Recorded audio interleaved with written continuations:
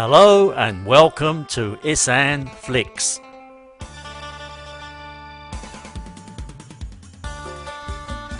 Today I should take you for a walkabout and talk about the weather. Well, a little about the weather anyway, but more about Isaan generally.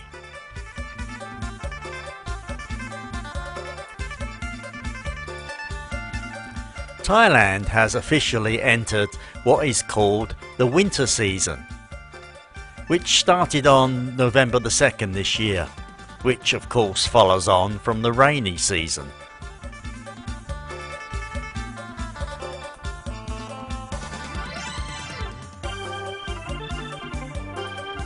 However, it wasn't until last week here in Warin Chamrap, Ubon Ratchathani, in the region known as Isaan, when I started to feel chilly first thing in the mornings, which was made worse with the winds or stiff breezes.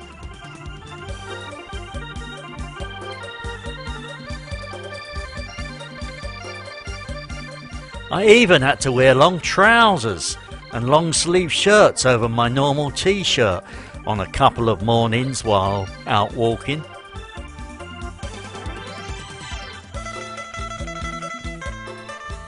The winds at the time were rather strong and chilly, but not really cold, but cool enough for me.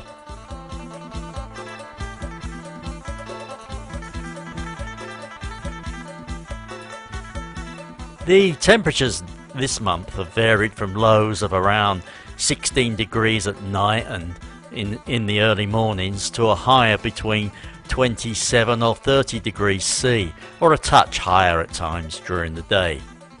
However, the winds have made it seem cooler. But it's lovely out of the winds, nice in the sun, and this weather is very similar, if my memory serves me right, to last year. At the moment, that is.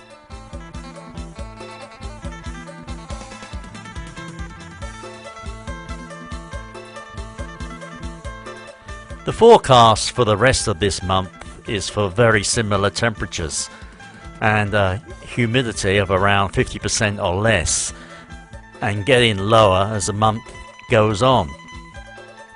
Overall, in my opinion, it's very nice weather.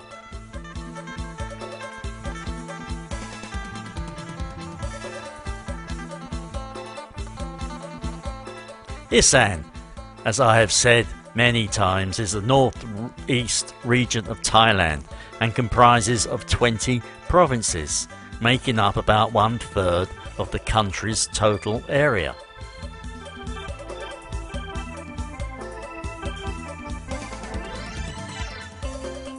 The region is bordered by Cambodia to the south and Laos to the east and north.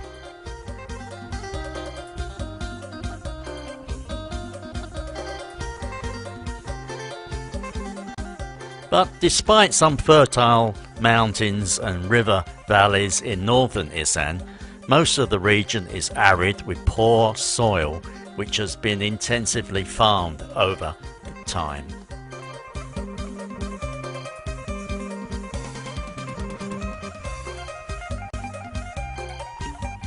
Then there is, since the clearing of most of the region's forests, the climate or weather patterns have started to be more unpredictable, in my opinion.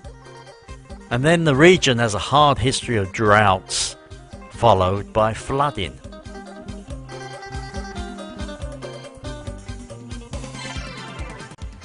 Now, Isaan culture shares elements with that of Laos, Thailand and Cambodia. And as Isaan is known as a rural, farming-based region, it was once said to be somewhat backward. But today that is changing.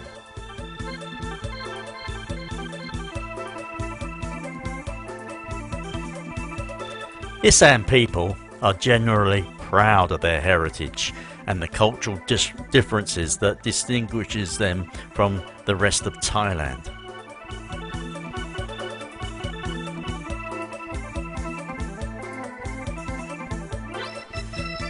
Furthermore, The food in Isaan shows a marked difference from the usually better known Thai cuisine.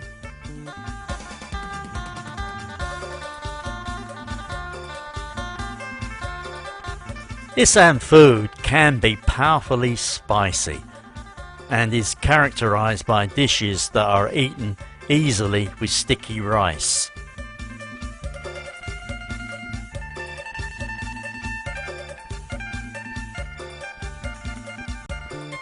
This glutinous sticky rice is different from regular rice, as it is soaked then steamed, producing chewier grains that stick together when rolled into balls.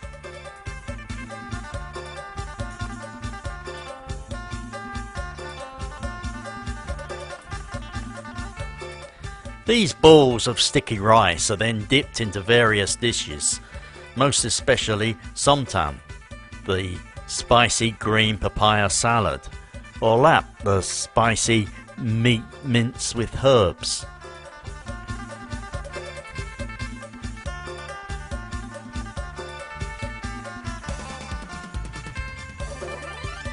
Then of course, Isaan food includes edible insects, frogs, snakes and various birds. And then there is the joke. If you want to visit Isaan and live, don't move.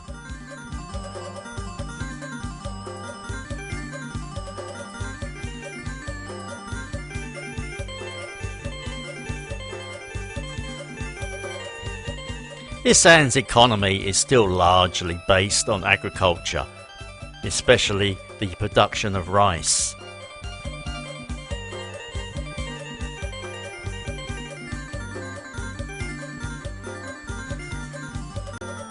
However, due to the relatively frequent drought and then the flooding, most rice farmers currently diversify their crops, planting fruit and vegetables.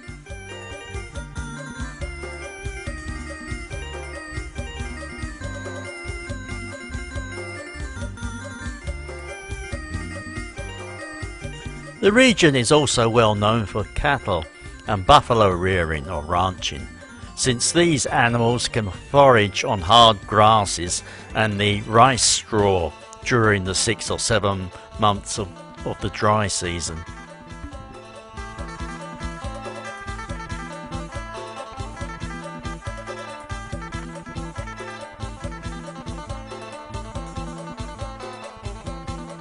Then there is the rearing of pigs and chickens. And of course, free-range chickens can be seen everywhere in rural Isaan.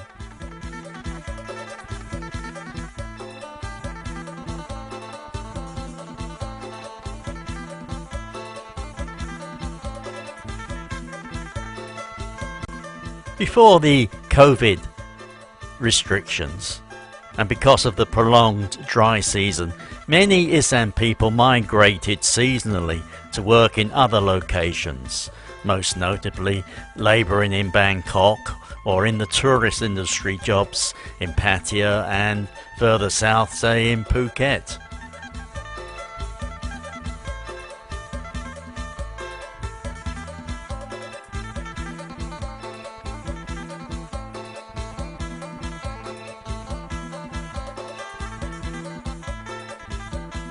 It is said Isaan is a seldom visited region, largely because it is far from the beaches of the south and still relatively unknown. However, lately though, and with the current COVID restrictions, the Isaan Pride has boosted interest in travel to the region, both with Thais and a few foreign tourists.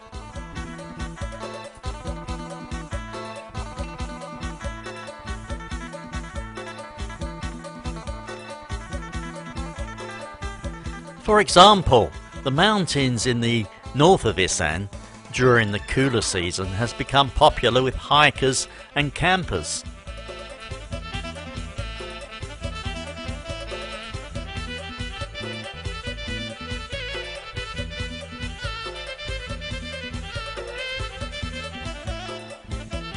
Then there are the Khmer ruins, a few national parks, numerous temples, of course, and there are many annual festivals which are held in Isaan.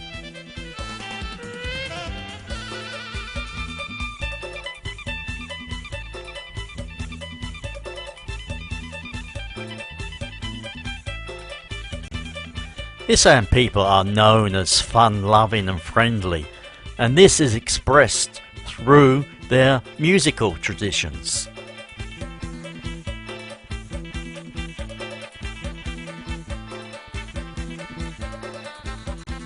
Using a traditional reed pipe, a musician can accompany a solitary singer or lead a full band with other traditional instruments and drums or wooden xylophones blended with all today's modern instruments.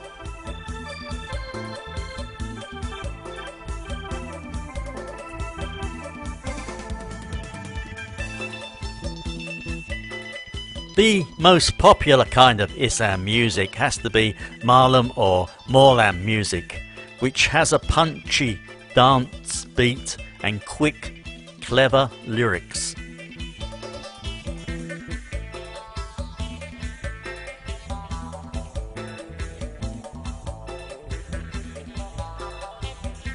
The northeast of Thailand is an area where its people have fought back against hardship with laughter and happiness.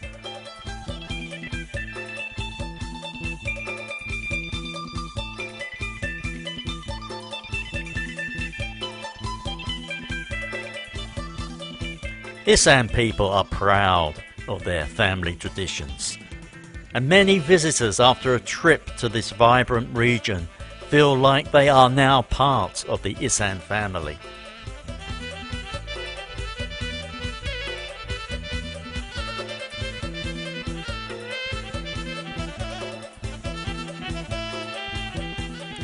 I have seen over the past 30 years or so a transformation that has occurred in the lives of the people of Isaan in northeast Thailand.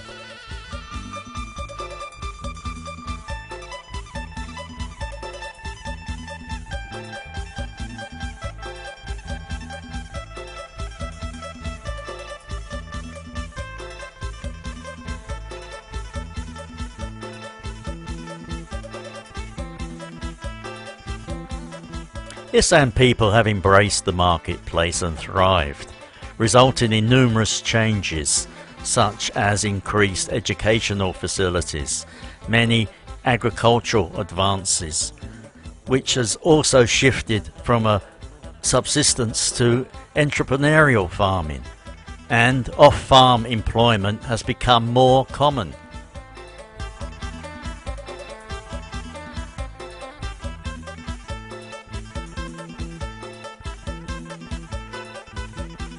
These transitions have been accompanied by a shift from a village-centric social system to a more broadly connected social network.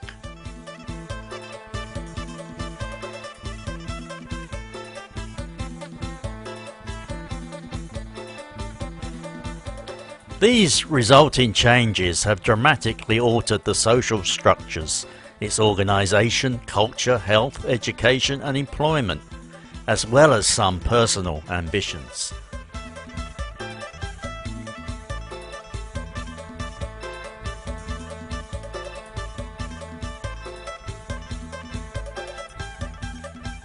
These transformations are still in progress, but given the willingness of the Isaan people to embrace change, the increasing globalization of the region can be expected to continue.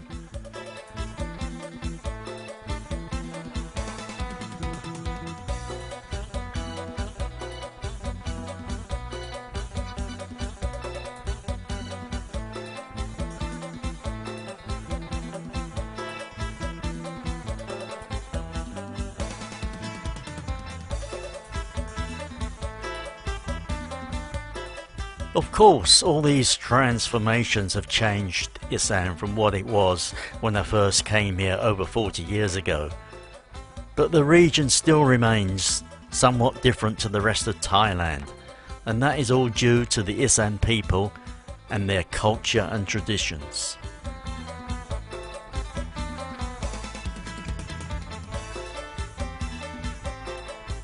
The quality of life is better, but will it remain so is the big question. It's my opinion not all changes are for the better. The change of diet, for example, with the availability of all the so-called Western fast food outlets, is not one of the better changes. When I first arrived in Thailand, an overweight person was a very rare sight, but today I cannot say that. But this has happened the world over.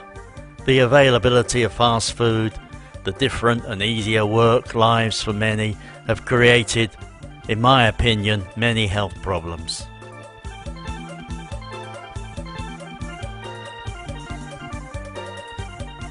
I am from what is called the baby boomer generation.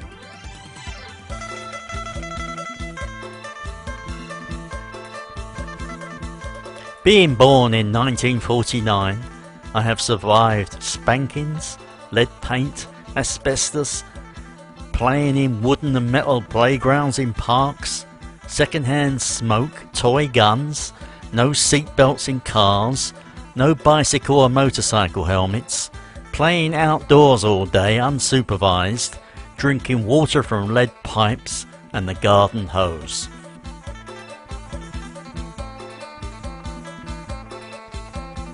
We didn't have bottled water when I was a kid. We drank from the concrete water fountains located adjacent to the horse troughs on the village green. Or if we needed to, we would ask anyone for a glass of water, and it all came from the kitchen tap, usually from lead pipes. No fancy filters in them days.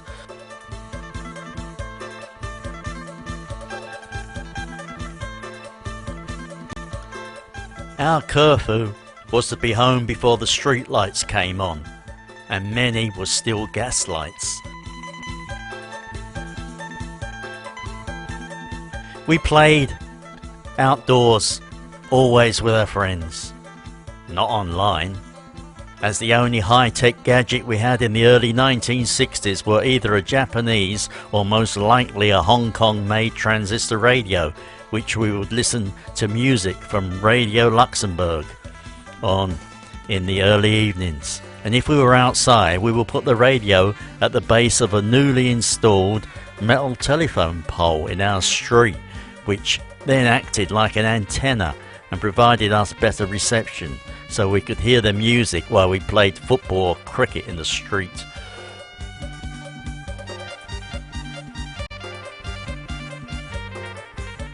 As kids, we would ride our bicycles everywhere, and some of our bicycles had belonged to our parents, or were second-hand, hand-painting jobs with more modern handlebars. But they all had useless brakes. We used to make go-karts out of cast-off wooden planks and old pram wheels, and race them down hills or roads at speed, with our feet as the only brakes. And skinned knees were all part of growing up. We could get grazed knees from falling off our bikes, go-karts or playing football or cricket in the street. But we just wiped off the blood or sat the game out until they stopped bleeding, or if we had a handkerchief, we would tie it round our knee and carry on playing. We climbed trees, we went fishing, all unsupervised, but we looked after each other, and we knew where to go if we needed help, which was very rare. Those were the days when the local policeman on the beat looked out for us and made sure we didn't upset too many old folks or scrumped too many apples from our neighbourhood gardens.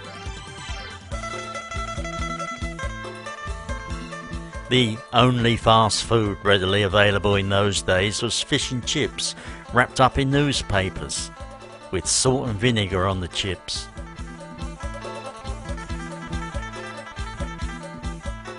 If we didn't eat what was put in front of us, we would go hungry. And not many people were overweight in those days. But they were good and safe days.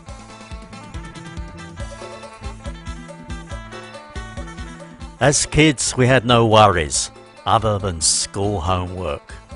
But we survived. If you did enjoy the video and my ramblings, please give it a thumbs up, share it, leave me a comment, but better still, subscribe to the channel if you haven't already done so. That's about it until my next video, so it's a very good bye from me.